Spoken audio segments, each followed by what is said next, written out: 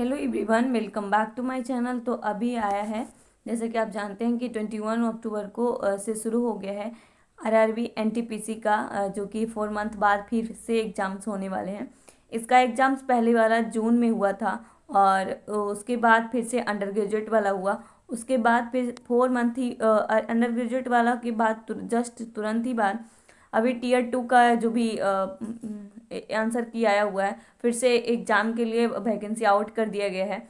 और कितना वैकेंसी है, कितना सब कुछ है, क्या लगेगा, कौन सा भर सकता है, तो खास करके उनके लिए बेस्ट अपॉर्चुनिटी है जिनका अभी अभी सिलेक्शन नहीं हुआ होगा, या फिर जिनका कि अभी अभी सिलेबस पूरा हुआ होगा, यानी कि बीएससी बीए कर रहे होंगे या फिर बी.कॉम कर रहे होंगे, कोई भी स्ट्रीम से होंगे, तो उनके लिए बेस्ट अपॉर्चुनिटी है।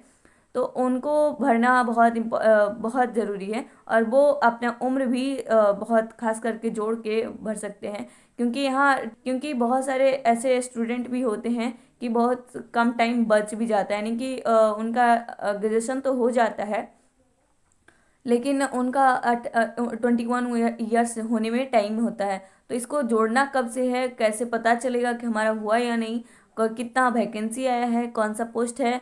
तो चलिए हम आपके साथ हर एक चीज़ को बताते हैं।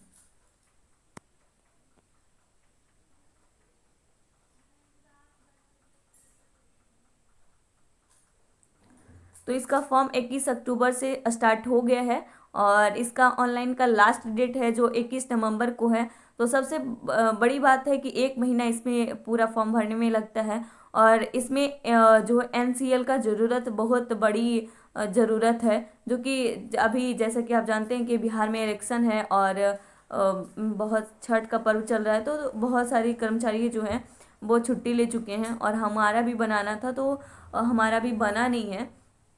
तो इसलिए एक एक महीना टाइम है, तो अच्छा टाइम है, और बढ़िया से बना सकते हैं। तो हम तो अप्लाई कर दिए हैं, आप लोग भी अप्लाई कर दीजिए, या फिर बनाए होंगे तो आप भर सकते हैं।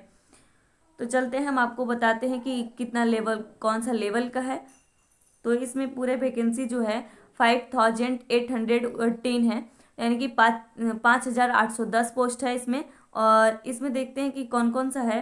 तो मिनिमम एज जो है वो 80 ईयर्स हो चुका है, और 21 ईयर्स नहीं बल्कि 80 ईयर्स अगर है, और ग्रेजुएशन हो गया है, तो आप भर सकते हैं। वैसे तो 12th जो करते हैं उनका लगभग हो जाता है 18 ईयर्स, क्योंकि 14 या 15 में आप 10th पास कर जाते हैं। और दो दो वर्ष जो है आपका 15 दो 17 ईयर्स जो है, और 12 में हो सकता है, और ग्रेजुएशन करने का है तो आपको 20 21 तो हो ही जाता है। तो आप भर सकते हैं, ग्रेजुएशन हो गया होगा तो। इसमें 5,810 पोस्ट आया हुआ है। और इसमें कौन कौन सा पूरा पोस्ट का नाम है वो बताते हैं।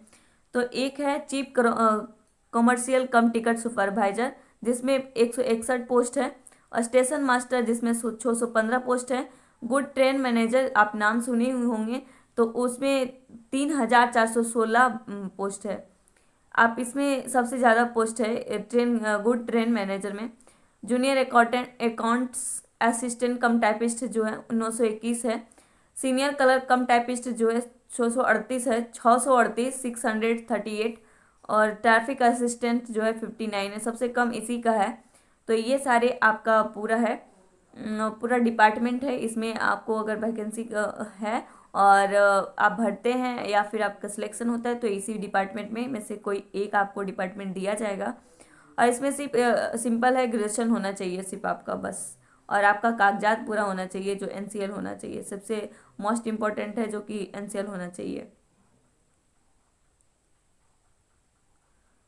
इसमें CBT 1 होता है, CBT 2 होता है, और टाइपिंग टेस्ट होता है, डॉक्यूमेंट वेरिफिकेशन होता है, और मेडिकल एग्जामिनेशन होता है।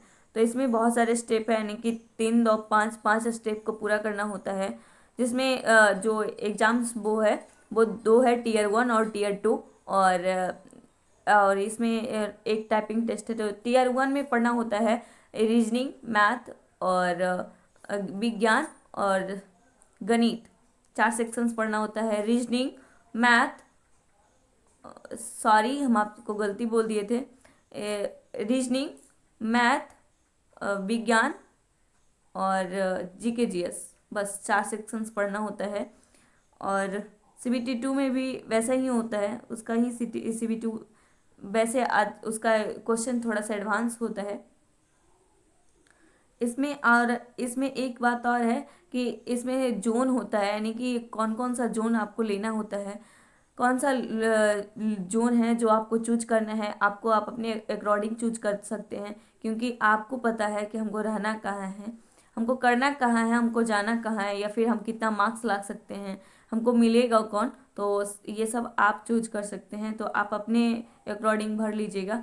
वैसे इसका फीस जो है वो जनरल के लिए 5000 है, और SC ST के लिए EBC के लिए 250 यानी कि 250 है, और ऑल कैटेगरी फीमेल के लिए 250 है। और इसका कोई भी आपको भी रिफंड भी किया जाता है इसमें। तो सबसे बड़ी बात ये है कि 400 जो है आपका रिफंड किया जाता है अगर आप फॉर्म भरते हैं, एग्ज़ाम देते हैं तो, और 100 रुपये आपका एग्ज़ाम फीस लिया जाता है।